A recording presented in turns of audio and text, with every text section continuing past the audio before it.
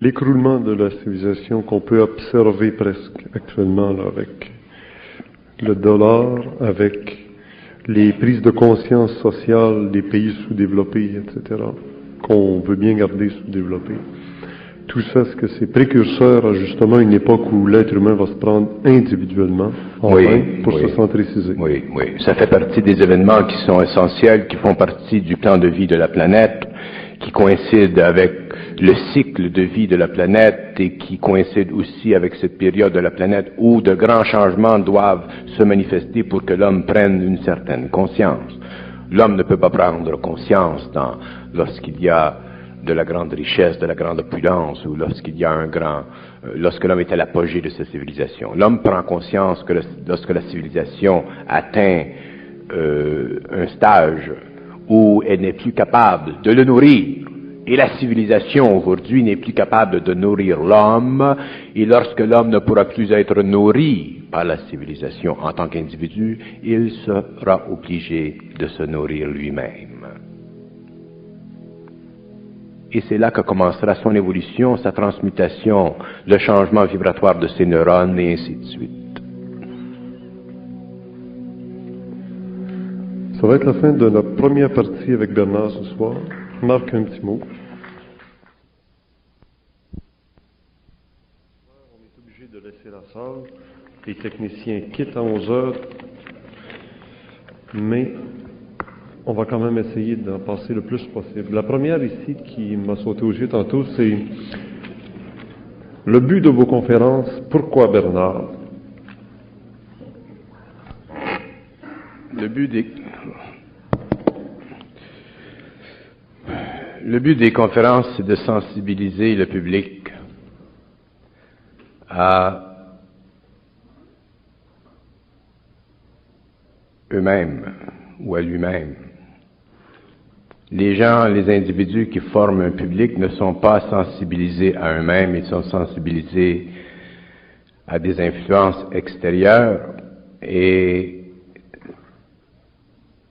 les individus qui font partie de cette masse très vaste qu'on appelle le public, souvent des individus qui ont des expériences intérieures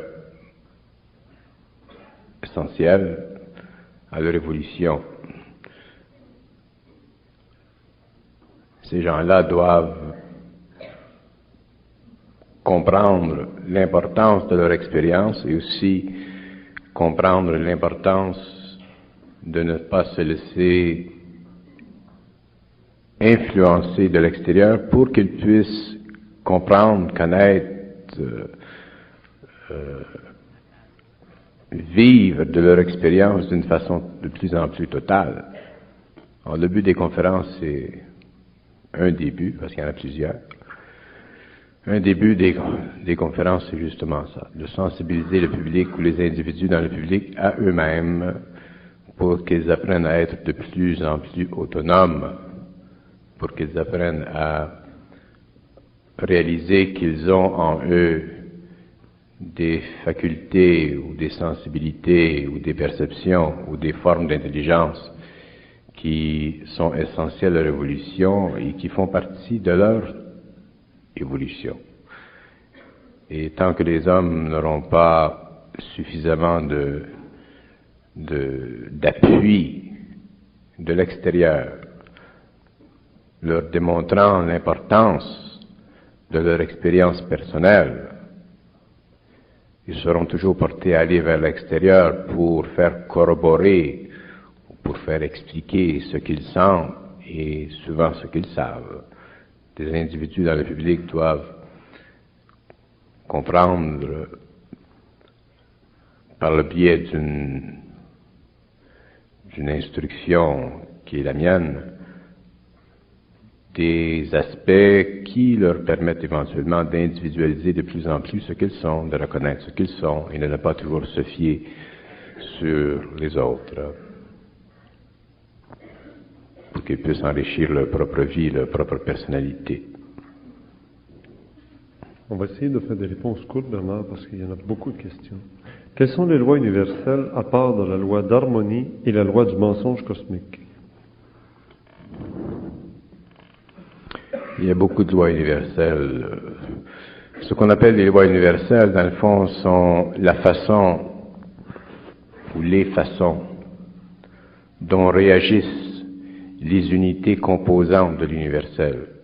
La loi universelle pour un homme qui est spirituel, c'est une chose. La loi universelle pour un homme qui est conscient, supramental, c'est une chose. La loi universelle pour un homme qui est dans les terres, c'est une autre chose. Dans le fond, une loi universelle, c'est une relation parfaite entre le mouvement de la lumière et les unités composantes ou complexes qui servent à l'évolution. Il n'y a pas une loi universelle. Souvent, on parle de la loi universelle parce que tout se ramène à l'unité. Il est vrai qu'il y a de l'unité dans tout, mais dans le mouvement de l'énergie, surtout par exemple sur le plan de l'intelligence, les lois de l'intelligence sont extrêmement complexes et elles se définissent par rapport à l'individu qui en est le récipient. La loi universelle de l'intelligence pour un homme n'est pas nécessairement la même loi universelle de l'intelligence pour un autre, mais les deux sont parallèles. Ce qu'un homme peut faire dans le cadre d'une loi universelle est toujours déterminé par le pouvoir occulte qu'il possède sur la forme. Un homme qui n'a pas ce pouvoir occulte sur la forme ne pourra pas vivre cette loi universelle et automatiquement ne pourra pas la comprendre. Alors, de parler de loi universelle, c'est de parler philosophiquement de l'harmonisation des mouvements de l'énergie de la lumière dans le monde. Et autant il y a de plans d'énergie, autant il y a d'individus, autant il y a d'unités qui correspondent à l'intelligence, autant cette loi qui est unitaire se divise à l'infinité, mais toujours dans un cadre d'harmonie totale. Une question qu'on s'est répétée peut-être 4-5 fois tantôt dans la conférence, c'est qui est Dieu? Qui est Dieu? C'est à mon tour de le demander. Qui est Dieu? Qui est Dieu, c'est une question. Et la question vient de l'homme parce que l'homme pense. Lorsque l'homme ne pense plus, la question n'existe plus et c'est la réponse.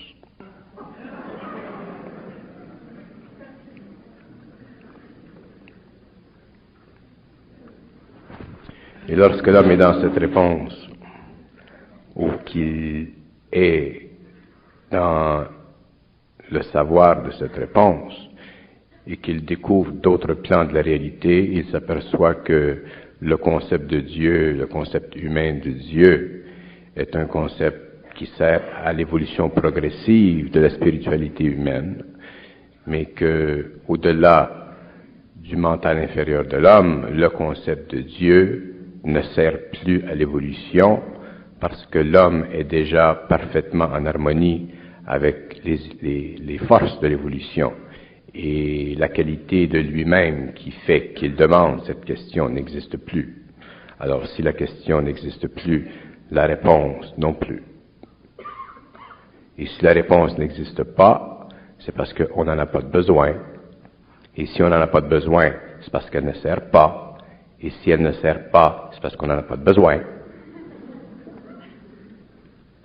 Mais là, je vous donne cette réponse à partir du supramental. Je ne vous donne pas cette réponse à partir d'un plan intellectuel ou philosophique. Sur le plan philosophique, il y a une réponse à qui est Dieu. On peut en donner toutes sortes de réponses. Mais sur le plan supramental, sur le plan de la lumière, cette question n'existe pas. Tout est lumière en évolution, et la totalité de cette évolution est ce que vous, les hommes, appelez Dieu. Mais Dieu pour un homme conscient et Dieu pour un homme inconscient est une formulation parfaitement différente d'une réalisation intérieure qui, dans un cas de conscience, n'existe pas et qui, dans le cas de l'inconscience, existe. Vous me demandez qui est Dieu? Qui est Dieu? C'est une perte de temps, de se demander cette question-là. C'est une perte d'énergie. Demander une question, c'est une perte d'énergie. Mais c'est difficile à comprendre, ceci. quand on a beaucoup d'énergie à perdre.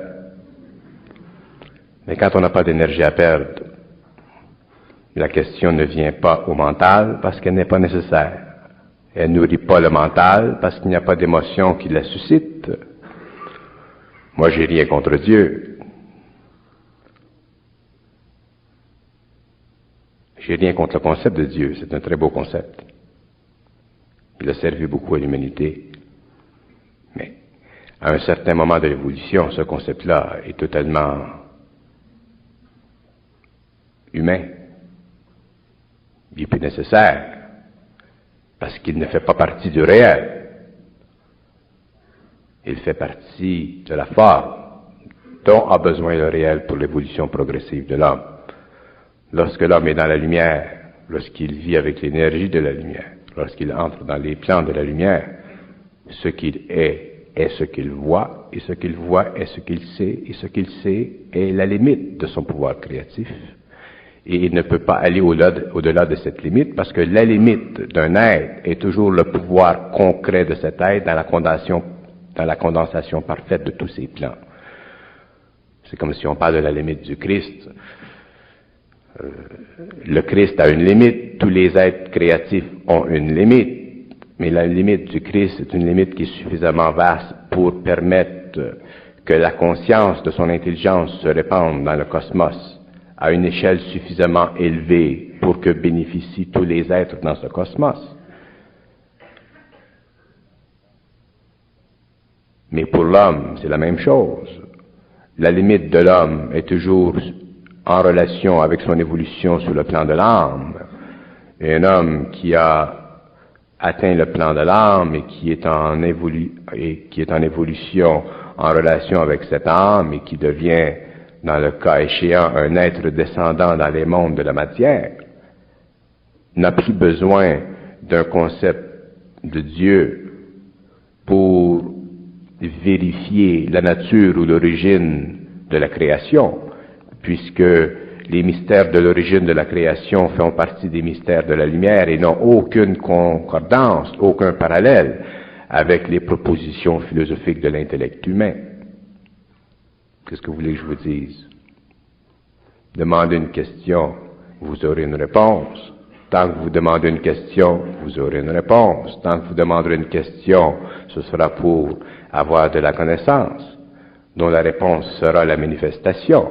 Lorsque l'homme sera dans le savoir, il n'aura plus de questions, il n'aura plus besoin de réponse, il y aura la paix.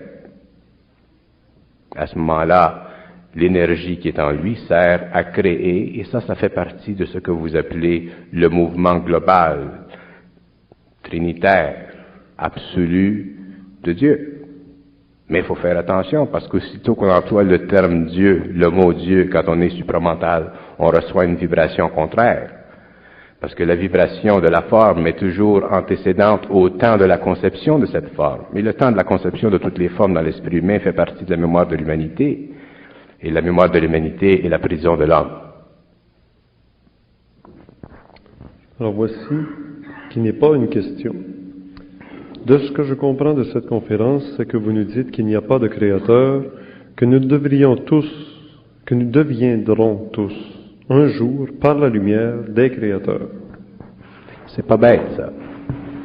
C'est lui qui a posé ça ou c'est moi qui l'ai dit? C'est pas une question. Il faut la relire. C'est pas une question, c'est une constatation. C'est ce qu'il a constaté. Oui, monsieur a un compte à la Caisse populaire de Duvernay. Bon, c'est bien, on va y aller. Il y en a beaucoup en banque. Je vais vous dire pourquoi c'est pas bête. Est-ce que je la répète? De ce que je comprends de cette conférence, c'est que vous nous dites qu'il n'y a pas de créateur, que nous deviendrons tous un jour, par la lumière, des créateurs. Bon. Alors, il y a du vrai et du faux dans ce qu'il dit. Autrement dit, il y a du bon sens et une absence de savoir. Dans ce sens que... Passe-moi un petit papier. Bon. D'abord, bon, il n'y a pas de créateur. Je n'ai pas dit qu'il n'y a pas de créateur. J'ai dit que la conception que nous avons de la création est une conception humaine. Et la conception humaine que nous avons de la création est une conception qui qui fait partie des limites de l'homme. Lorsque l'homme dépasse les limites de son humanité, lorsque l'homme dépasse les limites de sa conscience planétaire, lorsque l'homme entre dans l'infinité de la limite de la conscience cosmique, à ce moment-là, il connaît, il sait, il voit, il comprend les lois de la création.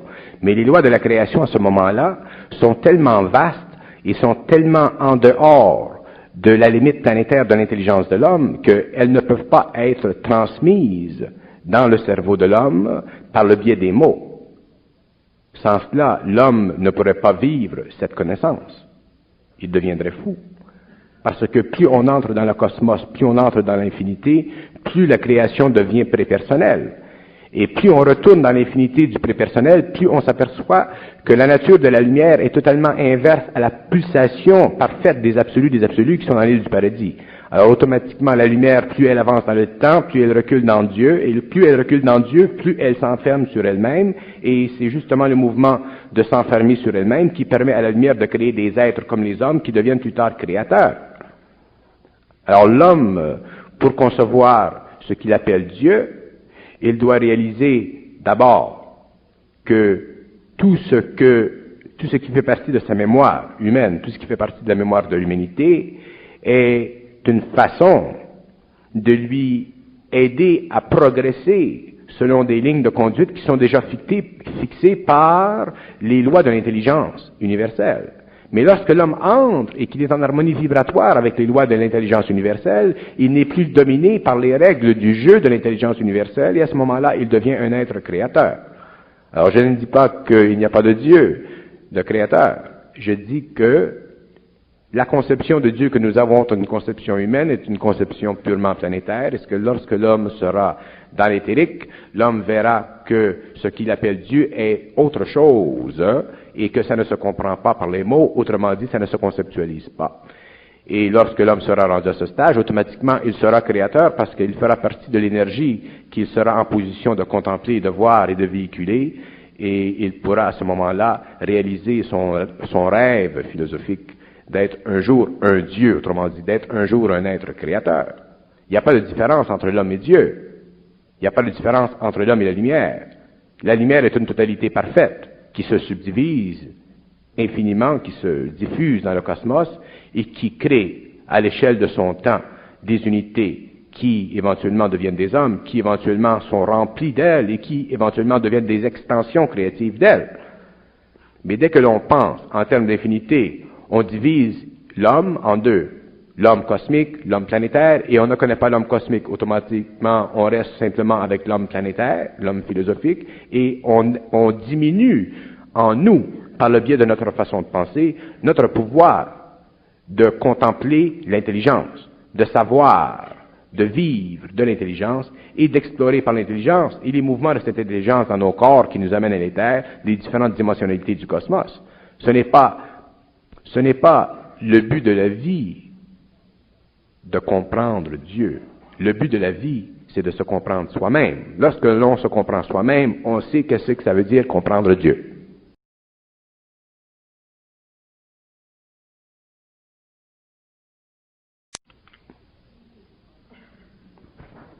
Vous avez posé la question à Richard Glenn. Nous aimerions que vous y répondiez, vous. Qui a créé l'homme? Et s'il vous plaît, une réponse directe et précise.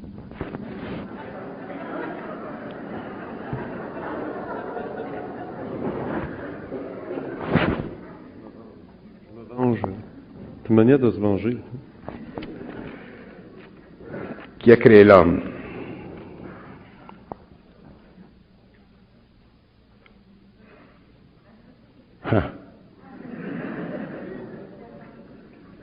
C'est une bonne question.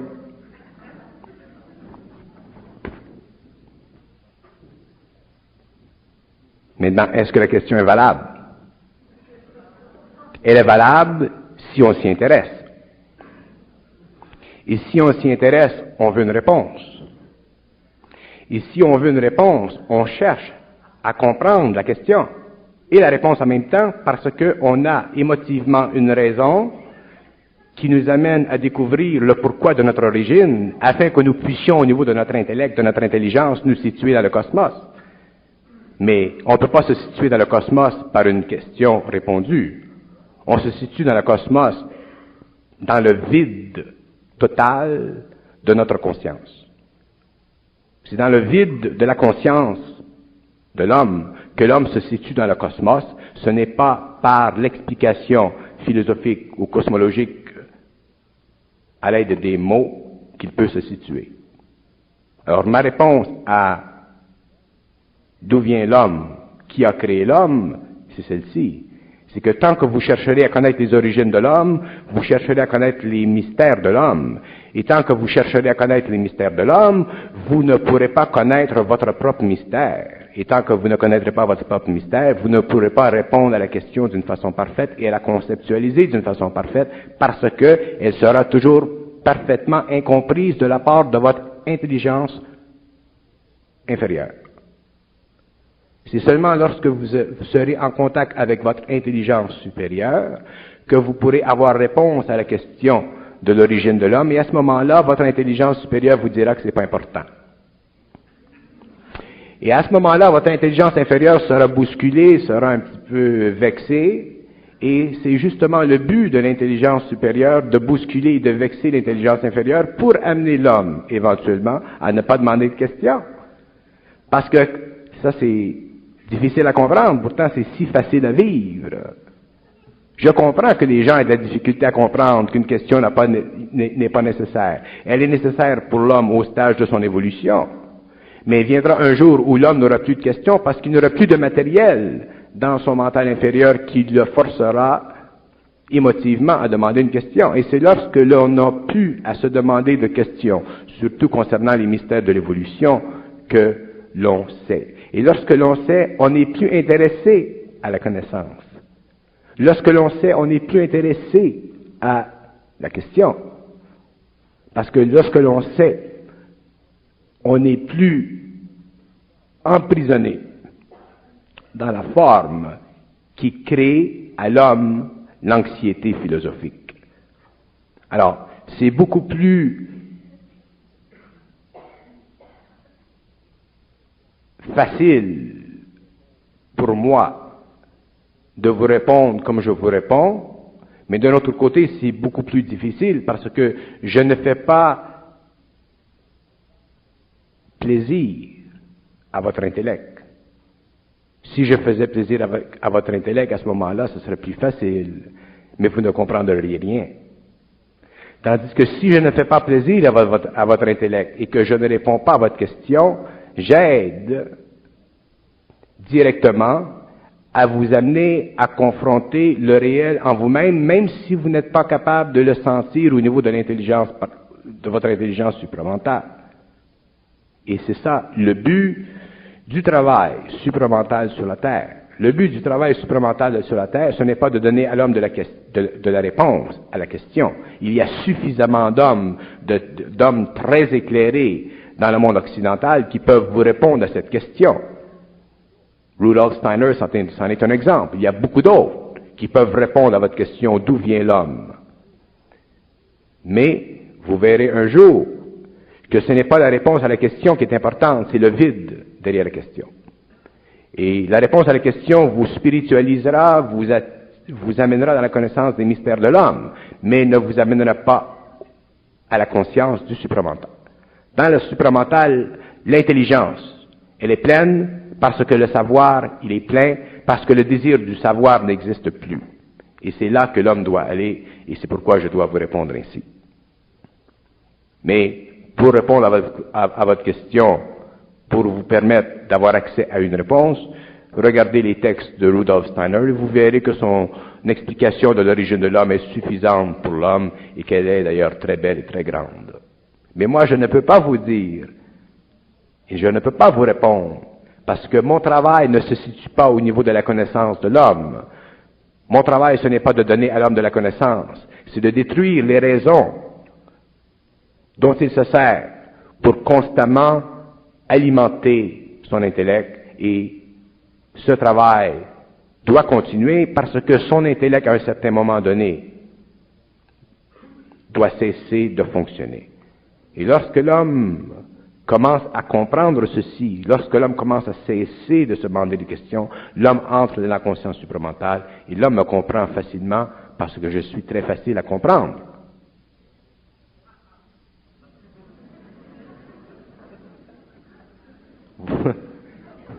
Vous riez parce que vous pensez. Mais si vous ne pensiez pas, vous ne ririez pas parce que vous sauriez que tout ce qui est supramental est très simple. C'est l'intellect qui le complexifie. L'homme est fait de deux choses. L'homme est planétaire et l'homme est cosmique. Mais l'homme planétaire doit devenir cosmique. Et lorsque l'homme est devenu cosmique, il n'est plus intéressé à la dimensionnalité de son expérience planétaire. Ce qui était planétaire pour lui avant, qui était important pour lui avant à tous les niveaux, c'est totalement dépassé. Alors, l'homme cosmique ne peut pas se mettre sous les conditions de l'homme planétaire. C'est pourquoi que je ne peux pas répondre à ces questions, parce que mon travail est de défaire tout ce qui amène ceci dans la vie de l'homme. Mais comme j'ai dit, regardez Steiner, regardez l'ésotérisme chrétien de Steiner ou des œuvres qu'il a fait et vous verrez qu'il y a des réponses à votre question qui satisferont votre intelligence et votre curiosité ésotérique ou spirituelle. Si jamais je vous parle de l'origine de l'homme, je vous explique l'origine de l'homme, ce serait dans des conditions où ce que je fais ne sera pas impliqué. À ce moment-là, je vous parlerai des origines de l'homme, dans un petit café avec un petit café. Mais déjà, ce sera simplement pour amener de l'eau au moulin.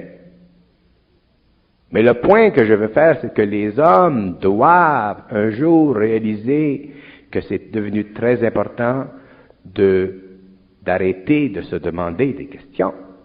C'est évident qu'il y a une réponse à toutes les questions. Le point n'est pas là. Le point est que on doit en arriver à ne pas se demander des questions et se casser la tête, parce que viendra le jour où l'homme, une fois qu'il sera dans la lumière de l'éther, qu'il aura accès aux archives, l'homme connaîtra tout de l'évolution. Mais à ce moment-là, il travaillera d'une façon créative, il servira de l'information pour des fonctions créatives, au lieu de se servir de l'information pour créer entre lui et la lumière un mur. Et le mur, c'est l'intellect. C'est pourquoi je ne réponds pas à votre question. Avec tout le respect que j'ai à votre personne. Quand Richard t'a demandé qui parle en ce moment, tu n'as pas répondu. Alors moi, j'aimerais que tu répondes à cette question. Qu'est-ce que c'était la question? Aviez-vous répondu à quelques questions tantôt? Bernard, quand Richard t'a demandé qui parle en ce moment, tu n'as pas répondu. Alors moi, j'aimerais que tu répondes à cette question. Ah oui.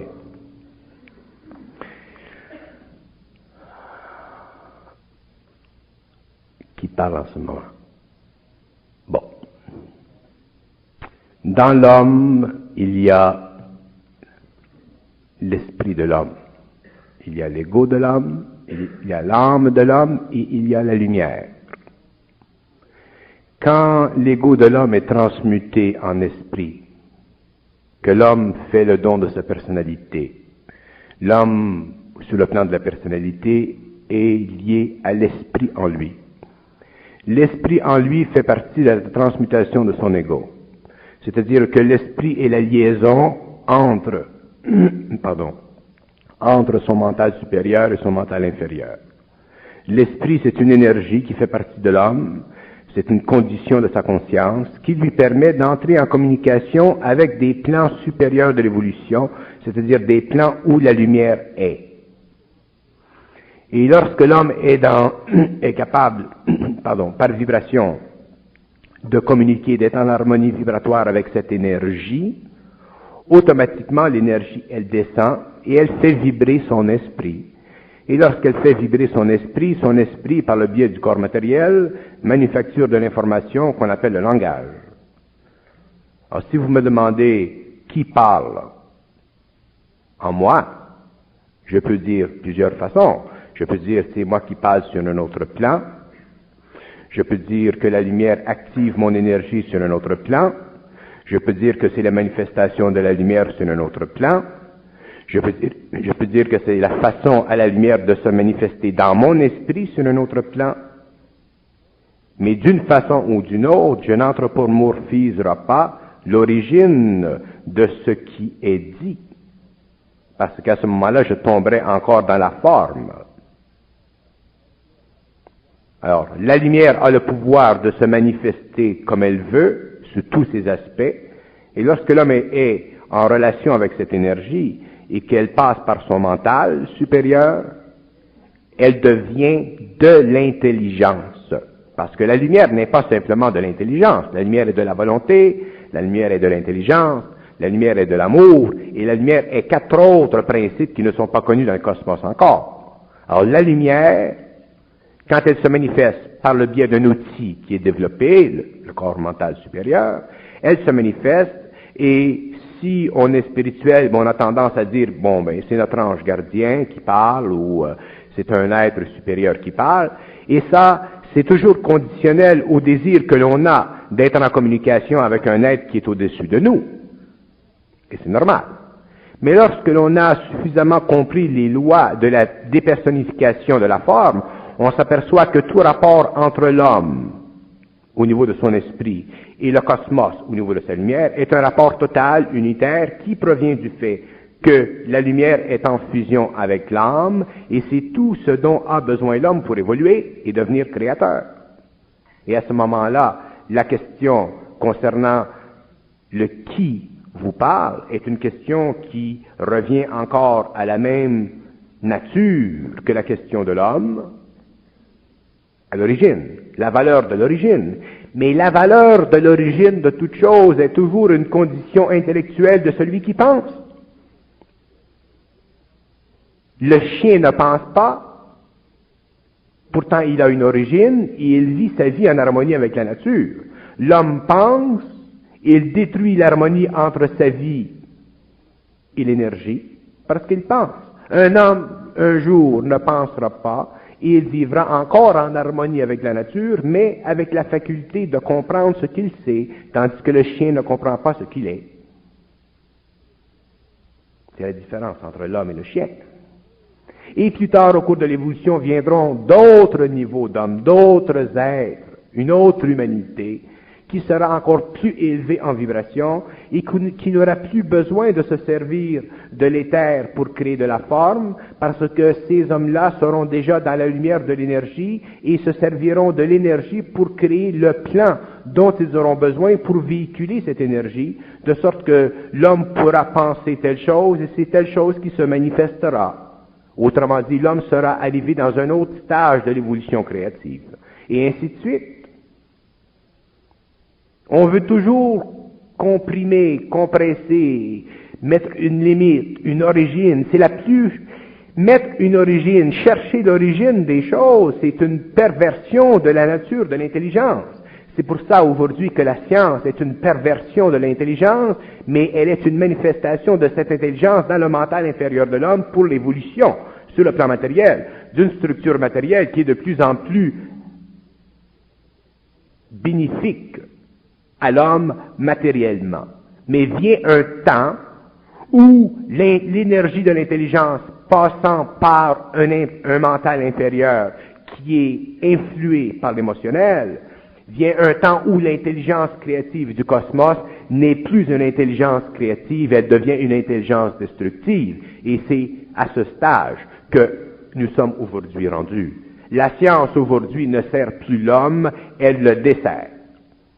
Alors, si l'intelligence ne sert plus l'homme, parce qu'il y a dans l'intelligence de l'émotivité, de l'astralité, de la nature humaine, à ce moment-là, éventuellement, ce que l'homme a créé ou développé en relation avec cette intelligence doit être détruit. Il doit y avoir un changement, parce que ça fait partie des lois de la lumière. Et il est de la même nature. Dans le domaine de la philosophie, dans le domaine des questions, on cherche, on veut savoir d'où vient l'homme, de l'origine de l'homme, de la même façon dont on veut savoir comment fonctionne l'atome. C'est normal. Mais un jour, l'homme réalisera que c'est anormal parce qu'on n'a pas besoin de chercher pour savoir. Chercher, c'est ne pas savoir. Chercher, c'est en dehors du savoir. Le mot le dit. Quand on est dans le savoir, on n'a plus besoin de chercher, mais ça ne veut pas dire que quand on est dans le savoir, on a besoin de savoir. Quand on est dans le savoir, on n'a pas besoin de savoir. Parce qu'avoir besoin de savoir, c'est avoir besoin d'être alimenté par une forme. Et c'est ce qui fait qu'on n'est pas dans le savoir. Quand on est dans le savoir, on n'est pas intéressé à rien. On canalise, on crée une forme, mais on n'est pas intéressé à rien. Parce que c'est justement la nature même du savoir de ne pas être intéressé à rien, parce que être intéressé à quelque chose, c'est égocentrique, c'est égoïque. Et quand on est dans le savoir, on n'est plus dans l'ego, on est dans l'esprit de l'ego.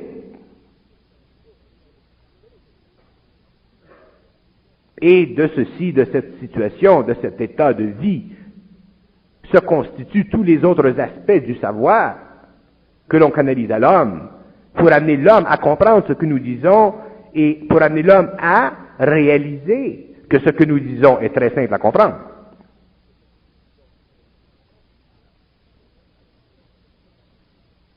On a l'impression sur la terre que notre vie est de nos affaires. Notre vie n'est pas de nos affaires. On la fait de nos affaires et on la fait mal. Si l'homme vivait dans l'énergie de la lumière sur tous les plans de son expérience, il verrait très bien que la vie matérielle n'est pas de ses affaires, que la vie matérielle n'est simplement une extension dans la matière d'un pouvoir de son esprit, et qu'à un certain moment, il doit dépasser les limites de cette vie matérielle pour entrer dans l'infinité d'une autre dimension du temps, qui est l'éthérique. Et il réalisera à ce moment-là que, sur le plan matériel, tout était transitoire, que l'homme est dans la matière simplement par transition, et qu'il doit un jour retourner au monde parfait de la lumière éthérique. Et c'est là que l'homme sera homme, c'est là que l'homme sera surhomme, c'est là que l'homme sera immortel, c'est là que l'homme connaîtra les lois de l'évolution, les lois de l'infinité, que l'homme sera en parfaite harmonie avec l'infinité, et que l'homme pourra transmuter constamment à volonté les lois de l'infinité, parce que, justement, il sera dans la volonté, l'amour et l'intelligence. Tout le reste, c'est de la niaiserie. Mais je comprends.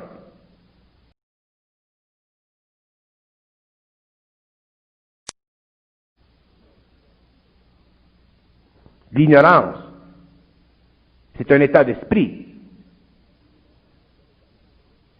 L'ignorance fait partie de l'évolution. Dans l'évolution, il n'y aura pas d'ignorance. Et les hommes sauront. Et les hommes ne demanderont pas aux hommes qu'est-ce que Dieu, qui est Dieu, quelle est l'origine de l'homme, parce que les hommes sauront. Et lorsqu'ils sauront, ils se serviront de ce qu'ils savent au niveau de l'énergie pour constamment alimenter dans le cosmos les réseaux universels de l'évolution, pour permettre à d'autres êtres, sur d'autres plans d'évolution intérieure, à progresser. Parce que plus un homme est parfait dans l'évolution, plus il doit aider ceux qui sont moins parfaits dans l'évolution. Alors le rôle de l'évolution au niveau de l'homme, le rôle de l'évolution au niveau de la hiérarchie, c'est toujours de faire monter le niveau de l'énergie du cosmos, de faire monter le niveau de l'énergie qui se distribue sur les plans, sur les réseaux d'acceptation, qui sont le mental, l'émotionnel, le vital et le physique de l'homme. C'est le seul but de l'évolution. Et c'est ce qu'on appelle l'aperfectionnement de Dieu. Et lorsque tout ceci sera fini, dans le temps que ça prendra, un temps qui n'est pas de l'intelligence de l'homme, de l'intellect de l'homme, un temps que ce n'est même pas intéressant de le savoir, ce temps, parce que si c'est intéressant, il y a encore de l'égocentricité, de l'intellectualisme. Lorsque le temps sera révolu, lorsque les temps seront avancés, lorsque la perfection sera de plus en plus grande, Dieu sera parfait. Et tant que ceci ne sera pas fait, Dieu ne sera pas parfait. Parce que demander si Dieu est parfait ou non, ça implique toujours, ça invoque toujours chez l'homme la nécessité d'avoir quelqu'un au-dessus de lui qui soit parfait pour que lui, dans son imperfection, puisse tendre vers cette perfection. Sans ça, si Dieu est imparfait, qu'est-ce qu'on est, nous les hommes? Sachant déjà que nous ne sommes pas parfaits, imaginez-vous si on s'imaginait que Dieu n'était pas parfait, il y aurait des crises d'épilepsie dans le monde. Fait que le bonhomme en haut, il faut qu'il marche son affaire pour que nous autres, on ait au moins l'espoir que ça marche. Parce que lui, si son affaire ne marche pas, nous autres, on est en banqueroute.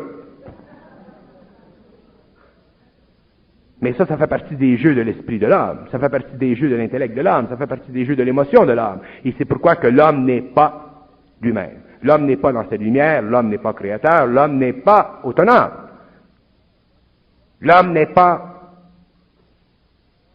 dans la loi de la lumière. C'est pour ça que l'homme est ignorant. C'est ça l'ignorance. On peut parler infiniment des choses. Il faut que ça serve. Si ça ne sert pas, il ne faut pas parler.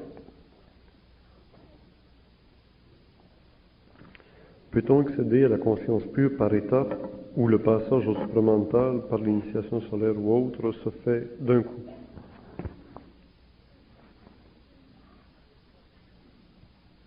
La conscientisation de l'homme se fait par étapes, en général. Si elle doit se faire tout d'un coup, c'est une fusion. Qu'elle soit faite tout d'un coup, qu'elle soit faite par étapes, ça ne change rien. Mais qu'elle soit faite, c'est ça qui compte.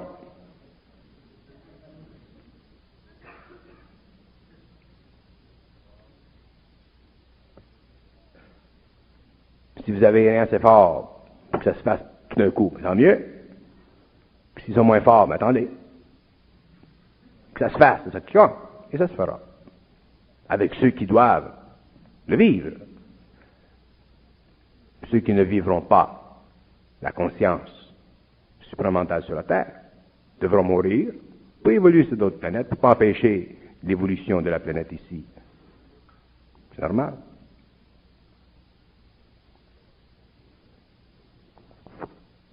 Vous dites que la connaissance est au-delà de la forme, alors pourquoi sommes-nous tous attirés par la beauté, qui est aussi une forme? C'est peut-être une qualité de la forme, la beauté. La connaissance, qu'est-ce qu'il dit au niveau de la connaissance? Alors vous dites que la connaissance est au-delà de la forme. Non, je n'ai pas dit que la connaissance est au-delà de la forme, je dis que le savoir. Alors, le savoir est au-delà de la forme. La connaissance, c'est la forme du savoir manifestée dans le cerveau de l'homme. Alors, vous dites que le savoir est au-delà de la forme, alors pourquoi sommes-nous tous attirés par la beauté? Nous sommes attirés par la beauté parce que la beauté fait partie en nous du mouvement de l'énergie de la lumière à travers de notre âme. C'est notre âme qui est la lentille. Plus l'âme est évoluée, plus l'âme vibre à l'énergie de la lumière, plus automatiquement nous vibrons au niveau de la beauté. La beauté vient originellement de la lumière, elle passe. La lumière passe dans l'âme, qui est lentille, qui fait vibrer les corps de l'homme, et nous parlons de beauté.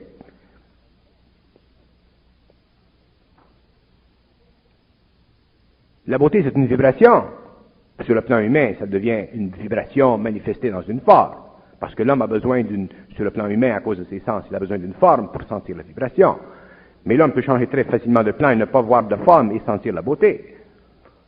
Mais la beauté, c'est l'énergie de la lumière qui passe dans l'âme et qui se manifeste sur un des plans de l'homme, en général le plan astral de l'homme, et qui lui fait sentir la beauté.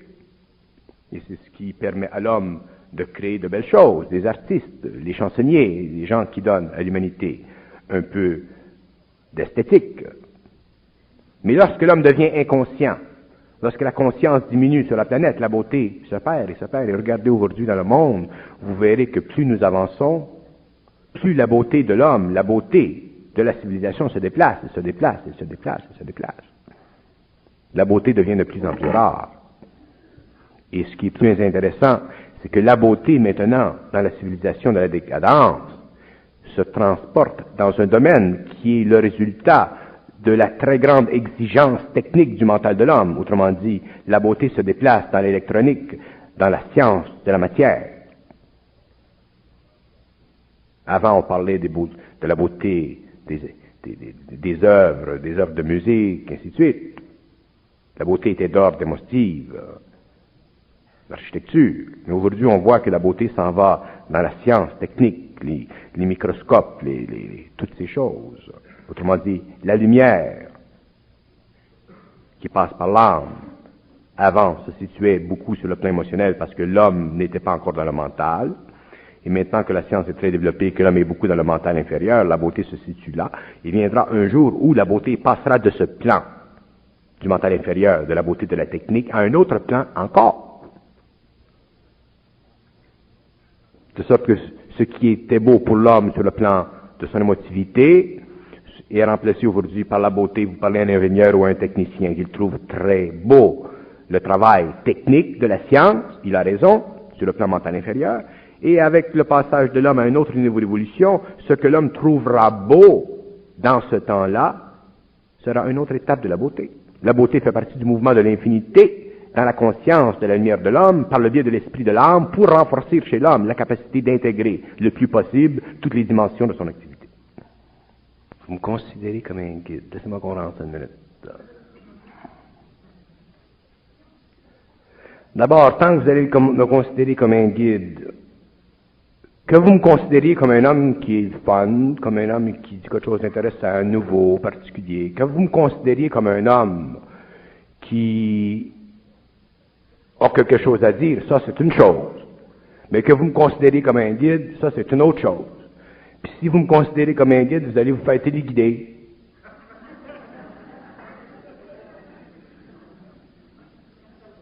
Alors si ce que je dis, ça a du bon sens, ou c'est le fun, ça marche. Mais si vous me considérez comme un guide, vous vous faites une défaveur.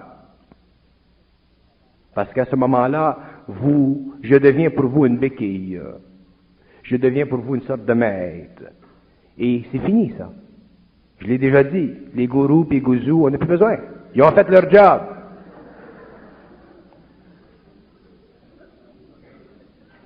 Apprenez à vous apprécier, à vous sentir intérieurement. Et si ce que je dis, ça coïncide avec ce que vous savez et ce que vous sentez, mais tant mieux. À ce moment-là, je ne suis pas votre guide. On est des chums et on se passe à la même longueur d'onde. Il n'y a rien là. Parlez-nous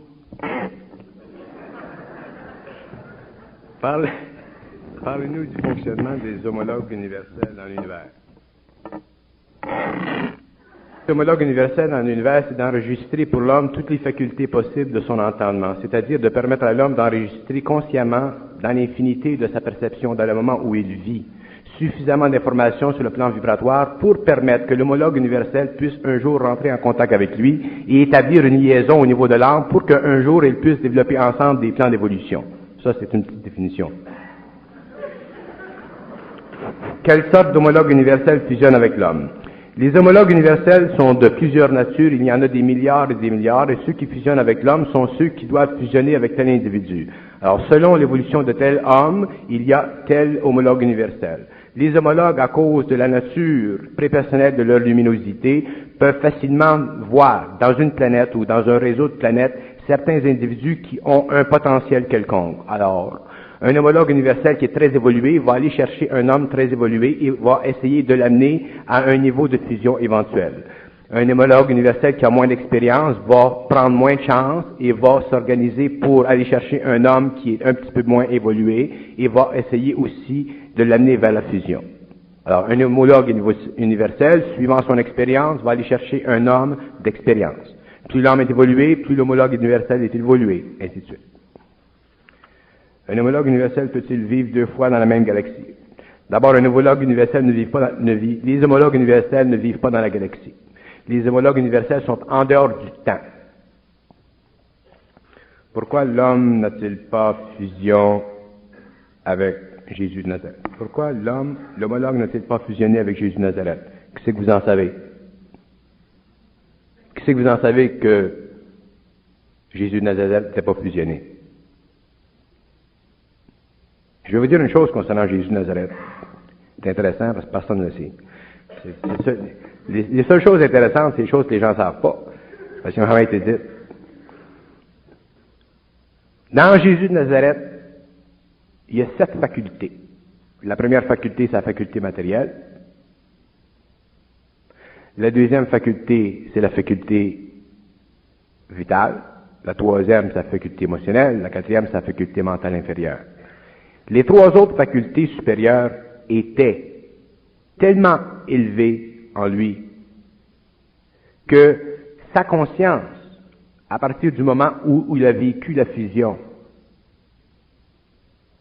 lui permettait de se donner sur le plan matériel en tant qu'initié, de vivre la mort. Je vais vous dire une chose, essayez de comprendre ce que je veux dire. L'homme a trois principes au-dessus de son humanité: l'intelligence, la volonté, l'amour. Et Jésus de Nazareth était le seul homme qui a réussi à vivre sur le plan matériel le principe de l'amour. Quand je dis le principe de l'amour, je parle de la conscience de l'amour. Le seul. Et il n'y en aura jamais d'autre. La conscience de l'amour, l'amour, le principe de l'amour, vive l'amour sur le plan matériel. C'est le plus haut niveau d'initiation possible qu'un être peut vivre. C'est pour ça que Jésus de Nazareth, le Christ, a été celui qui a permis la réouverture des circuits universels pour que l'homme aujourd'hui, puisse, comme ce sont Saint-Clair là, qui me fait rater.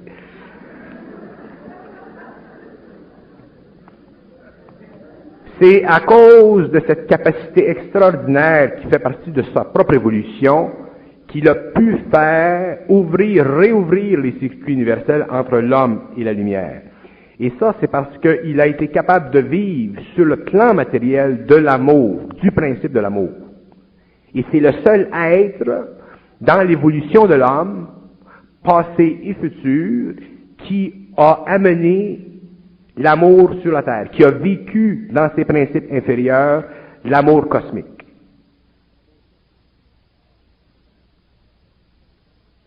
Alors, Jésus de Nazareth était fusionné, et son effusion était tellement importante pour l'humanité que s'il n'était pas venu, s'il n'avait pas réussi à descendre ce principe dans la matière, l'homme aujourd'hui n'aurait pas pu recommuniquer avec la lumière.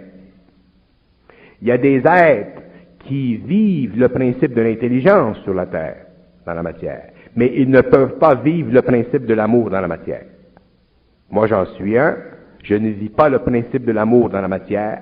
Je le vis dans l'éthérique, mais dans la matière, je ne suis pas capable de vivre ce principe parce que ce principe est tellement puissant qu'il détruirait ma personne.